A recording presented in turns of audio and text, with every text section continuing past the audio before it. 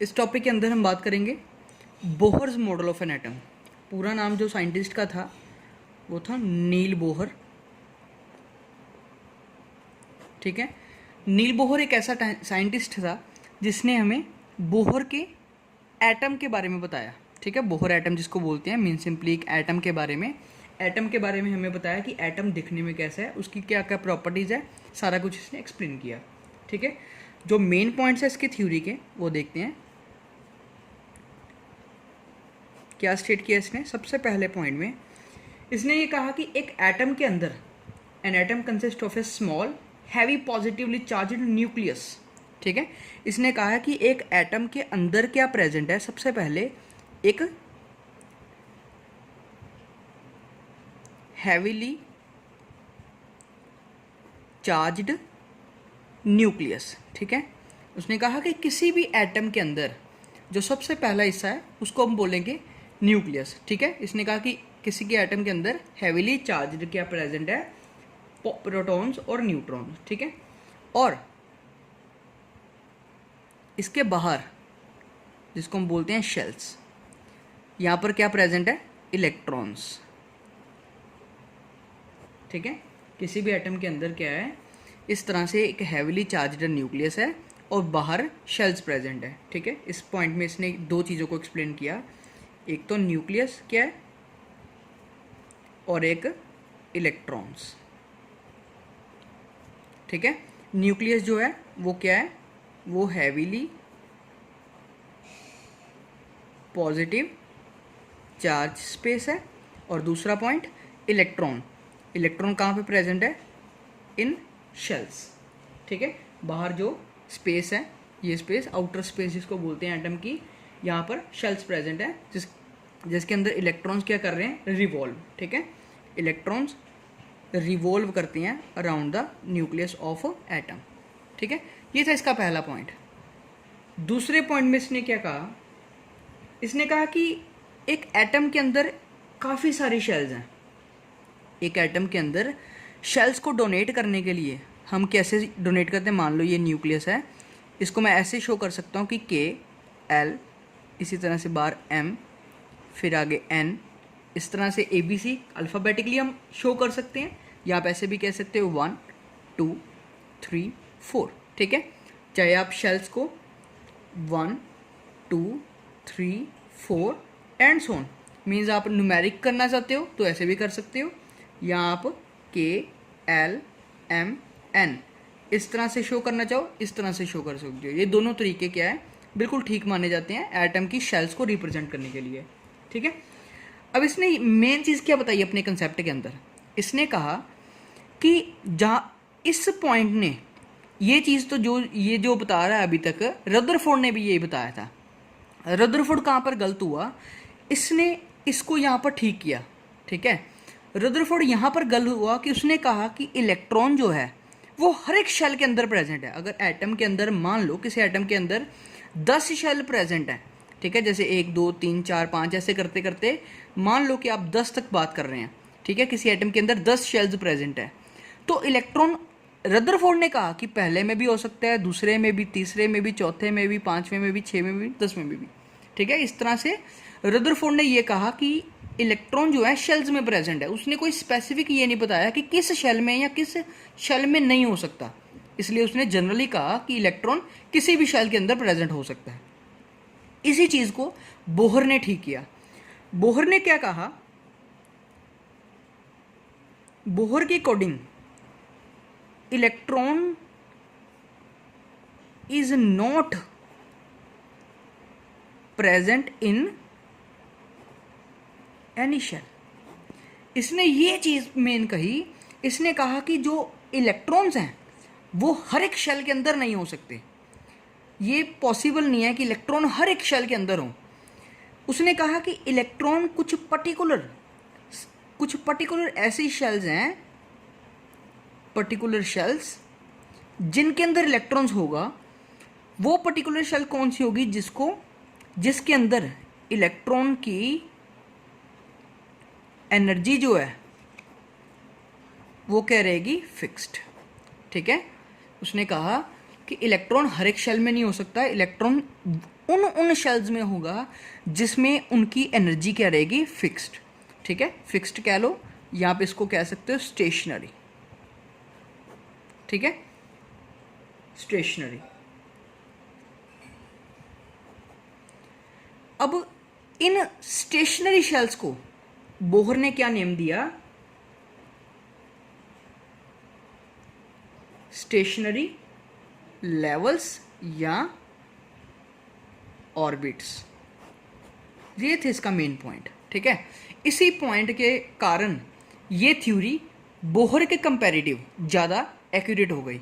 ठीक है, बोहर ने कहा कि इलेक्ट्रॉन जो है एक एटम के अंदर, मान लो यहाँ पे मैं एक एटम का न्यूक्लियस शो कर रहा हूँ, ये इसकी पहली शेल है, ये इसकी दूसरी शेल है, ये तीसरी, ये चौथी, ये पाँचवीं, ये छठवीं, सातवीं, आठवीं। ठीक है, मैं 8 शेल्स शो कर रहा हूँ एक एटम के अंदर। मान लो मैंने 8 शेल शो की है, तो अकॉर्डिंग टू अगर मैं रदरफोर्ड की बात करूँ तो इलेक्ट्रॉन किसी भी शेल के अंदर हो सकता है। बट बोहर ने कहा कि मे बी अगर इलेक्ट्रॉन इस शेल में प्रेजेंट है, ठीक है, तो इसका मतलब हो गया कि इस शेल की एनर्जी क्या है, फिक्स्ड। अगर इलेक्ट्रॉन इस शेल में प्रेजेंट है तो इसका मतलब इसकी भी एनर्जी फिक्स्ड है। अगर उसके बाद इलेक्ट्रॉन इसमें प्रेजेंट है, इसका मतलब इसकी भी एनर्जी फिक्स्ड हो गई। अगर इस शेल में तो इसकी भी एनर्जी फिक्स्ड हो गई। अब इस शेल में अंदर, इसकी शेल की बात कर रहा हूँ, 5th शेल जो है, इसके अंदर कोई इलेक्ट्रॉन नहीं प्रेजेंट। अब इसका मतलब क्या हो गया कि इस शेल की एनर्जी क्या है, नॉट फिक्स्ड। ठीक है, इस शेल की एनर्जी फिक्स ना हुई फिर तो तभी इलेक्ट्रॉन यहाँ पर नहीं है, इसी कारण से इलेक्ट्रॉन यहाँ पर भी नहीं, इसी कारण से इलेक्ट्रॉन यहाँ पर भी नहीं है, और एंड सो ऑन आगे भी। ठीक है, मीन्स इसने ये चीज़ को मेन कहा कि स्टेशनरी शेल, स्टेशनरी का मतलब ये ऐसा नहीं है कि फिक्स्ड। स्टेशनरी का मतलब आप ऐसा मत सोच लेना कि इलेक्ट्रॉन फिक्स्ड है अपनी पोजीशन पर, नहीं। हम बात कर रहे हैं स्टेशनरी एनर्जी की, कि उसकी एनर्जी फिक्स है, इलेक्ट्रॉन फिक्स नहीं है।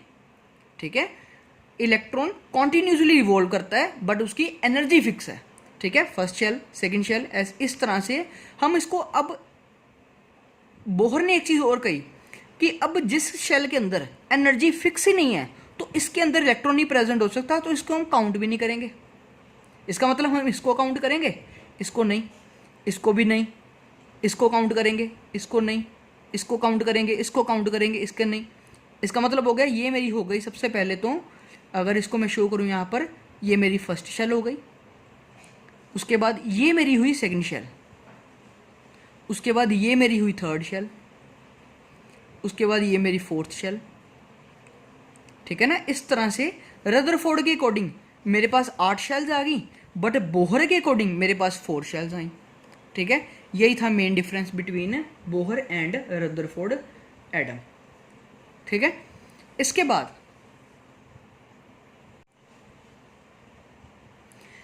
थर्ड पॉइंट है। थर्ड पॉइंट के अंदर इसने बताई एनर्जी, जिसको हम कहते हैं बोहर्स फॉर्मूला।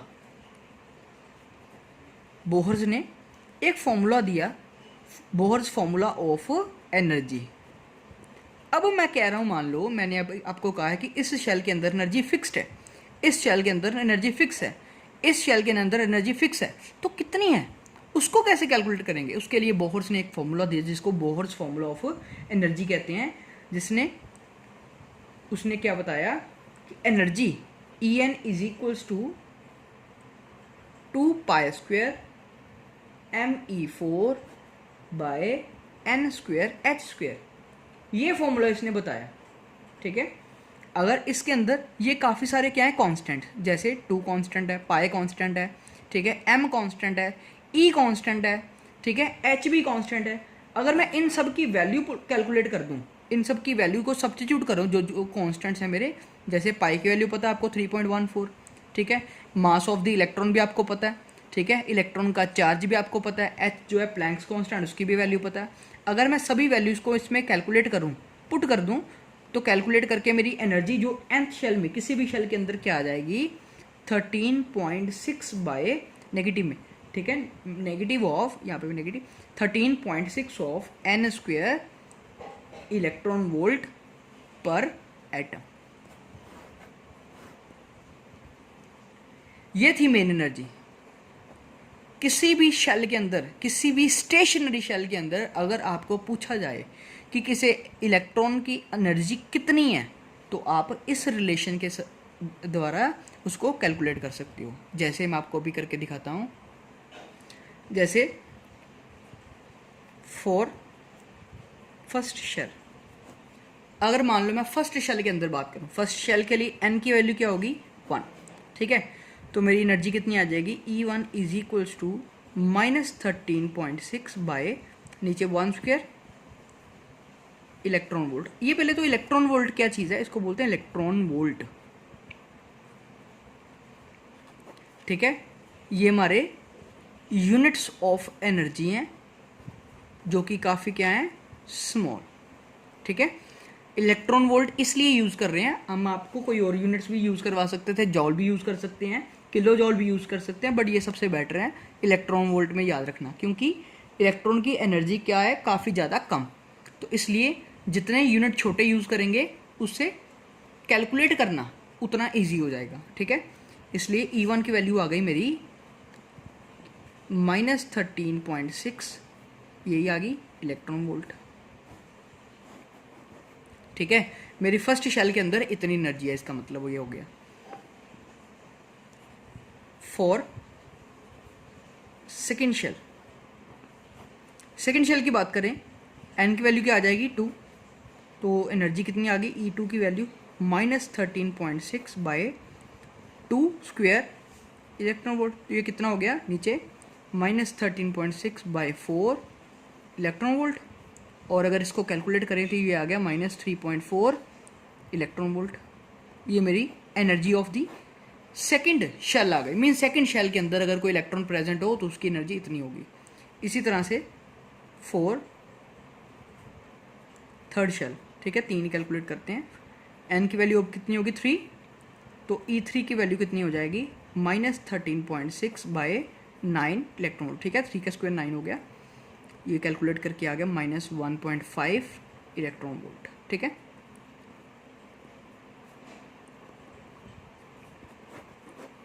ये आ गई मेरी energy of electron in third shell, first shell and second shell, ठीक है। तीनों शेल्स में मैंने एनर्जी को कैलकुलेट कर दिया। अब क्या करना है, ये थी होगी। अब हमारा सेकंड पॉइंट, मीन्स इसके बाद फोर्थ पॉइंट। फोर्थ पॉइंट के अंदर उसने क्या स्टेट किया, बोहर ने क्या कहा, according to Bohr energy of electron is quantized. Bohr ने स्टेट किया कि इलेक्ट्रॉन की एनर्जी कैसी है, इलेक्ट्रॉन की एनर्जी क्वांटाइज्ड नेचर वाली है। Energy of the electron is quantized in nature. इसका मतलब ये, पहले तो क्वांटाइज्ड टर्म क्या होती है, क्वांटाइज्ड या क्वांटाइजेशन, इसका मतलब होता है किसी चीज़ का डिसकॉन्टिन्यूस या डिस्क्रीट होना। अगर कोई चीज़ कॉन्टिन्यूस नहीं है, अगर कोई चीज़ क्या है डिसकॉन्टिन्यूस नेचर वाली है, डिस्क्रीट नेचर वाली है, तो ऐसी चीज़ को बोलते हैं, क्या बोलेंगे, क्वांटाइजेशन, ठीक है। तो उसने कहा कि एनर्जी क्या है, क्वांटाइज्ड नेचर वाली है। ये अपने फोर्थ पॉइंट में उसने स्टेट किया कि energy of the electron in any shell is quantized in nature. इसका मतलब ये हो गया कि मान लो मैंने पहली शेल में जैसे एनर्जी निकाली, पहली शेल में एनर्जी कितनी आई मेरी 13.6 इलेक्ट्रॉन वोल्ट। दूसरे शेल में जब मैंने निकाली मेरी आ गई 3.4 इलेक्ट्रॉन वोल्ट। तीसरे शेल के अंदर मैंने एनर्जी निकाली, मेरी आ गई अप्रोक्सीमेटली 1.5 इलेक्ट्रॉन वोल्ट। अब क्या मतलब हो गया कि आप देखो, अगर मैं कहता हूँ कि कोई इलेक्ट्रॉन है जिसकी एनर्जी, मान लो मैं कह देता हूँ एक इलेक्ट्रॉन है मेरे पास जिसकी एनर्जी ना मान लो 3.4 है इलेक्ट्रॉन वोल्ट, तो मैं आपको पूछता हूँ कि आप बताओ मेरे को कि ये किस शेल के अंदर प्रेजेंट होगा, तो आप डेफिनेटली कह सकते हो कि जिस शेल से इसकी एनर्जी मैच होगी उसी शेल में होगा, ठीक है। मीन्स इसकी एनर्जी 3.4 इससे मैच हो रही है, इसका मतलब ये सेकंड शेल के अंदर प्रेजेंट है, ठीक है। बड़ा इजी हो गया। अगर मैं आपको बता दूं कि एनर्जी मान लो किसी इलेक्ट्रॉन की -18.9 है, तो ये किस शेल के अंदर होगा।